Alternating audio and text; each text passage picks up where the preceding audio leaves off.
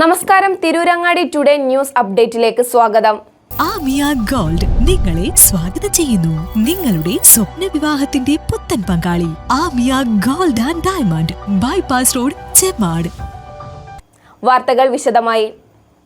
സഹപാഠിയുമായുള്ള സൗഹൃദം എതിർത്ത RSS പ്രവർത്തകൻ വെടിയേറ്റ് മരിച്ച സംഭവത്തിൽ BJP നേതാവായ ഭാര്യ അറസ്റ്റിൽ.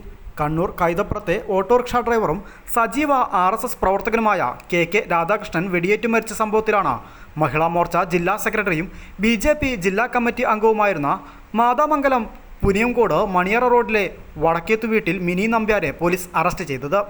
കേസിൽ രാധാകൃഷ്ണനെ വെടിവെച്ച ഒന്നാം പ്രതി സന്തോഷുമായി ഭർത്താവ് രാധാകൃഷ്ണനെ കൊല്ലാൻ മിനി ഗൂഢാലോചന നടത്തിയെന്നാണ് കേസ്. കേസിൽ മൂന്നാം പ്രതിയാണ് മിനി. ഈ കേസിൽ തോക്ക് നൽകിയ സിജോ ജോസഫിനെ രണ്ടാം പ്രതിയായി കഴിഞ്ഞ ദിവസം അറസ്റ്റ് ചെയ്തിരുന്നു. മഹിളാ മോർച്ച ജില്ലാ സെക്രട്ടറിയും BJP ജില്ലാ കമ്മിറ്റി അംഗവുമായിരുന്ന മിനി നമ്പ്യാർ 2016 2020 BJP സ്ഥാനാർത്ഥിയായി ജില്ലാ പഞ്ചായത്തിലേക്ക് മത്സരിച്ചിട്ടുണ്ട്. സമൂഹ മാധ്യമങ്ങളിൽ സജീവ സാന്നിധ്യമായ ഇവർക്കെതിരെ അടുത്ത ബന്ധു മൊഴി നൽകിയിരുന്നു. ഗൂഢാലോചന കുറ്റം ചുമത്തിയാണ് അറസ്റ്റ്. രാധാകൃഷ്ണനെ വെടിവെച്ച് കൊലപ്പെടുത്തിയ കേസിലെ ഒന്നാം പ്രതി NK സന്തോഷിന് മിനിയുടെ സഹായം ലഭിച്ചിട്ടുണ്ടെന്ന് പോലീസ് അന്വേഷണത്തിൽ തെളിഞ്ഞിരുന്നു. കൊലപാതകത്തിന് മുൻപും ശേഷവും പ്രതിയുമായി മിനി ഫോണിൽ സംസാരിച്ചതിന് തെളിവ് ലഭിച്ച സാഹചര്യത്തിലാണ് അറസ്റ്റ്.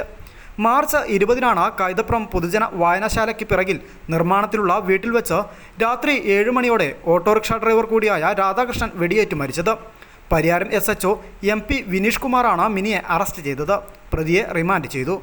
മിനിയുമായുള്ള സൗഹൃദം എതിർത്തതിൻ്റെ പകമൂലമാണ് രാധാകൃഷ്ണനെ സന്തോഷ് കൊലപ്പെടുത്തിയതെന്ന് പോലീസ് കണ്ടെത്തിയിരുന്നു. മിനിയുമായുള്ള സന്തോഷിൻ്റെ സൗഹൃദം രാധാകൃഷ്ണൻ്റെ കുടുംബ ബന്ധത്തെ ബാധിച്ചിരുന്നു. സഹപാഠികളായ സന്തോഷും മിനിയും പൂർവ്വ വിദ്യാർത്ഥി സംഗമത്തിലാണ് വീണ്ടും കണ്ടുമുട്ടിയതെന്നാണ് സന്തോഷ് രാധാകൃഷ്ണനോടും വീട്ടുകാരോടും പറഞ്ഞിരുന്നത്. പിന്നീട് രാധാകൃഷ്ണൻ്റെ വീട് നിർമ്മാണത്തിന് സന്തോഷ് സഹായിയായി എത്തി. ഭാര്യയുടെ കാര്യത്തിൽ സന്തോഷ് കൂടുതൽ ഇടപെടാൻ തുടങ്ങിയപ്പോൾ രാധാകൃഷ്ണൻ എതിർത്തു. ഇതോടെ രാധാകൃഷ്ണനെ സന്തോഷ് ഭീഷണിപ്പെടുത്താൻ തുടങ്ങി. രാധാകൃഷ്ണൻ നൽകിയ പരാതിയെ തുടർന്ന് ഇവരെ പരിയാരം പോലീസ് സ്റ്റേഷനിൽ വിളിച്ച് സംസാരിച്ചിരുന്നു.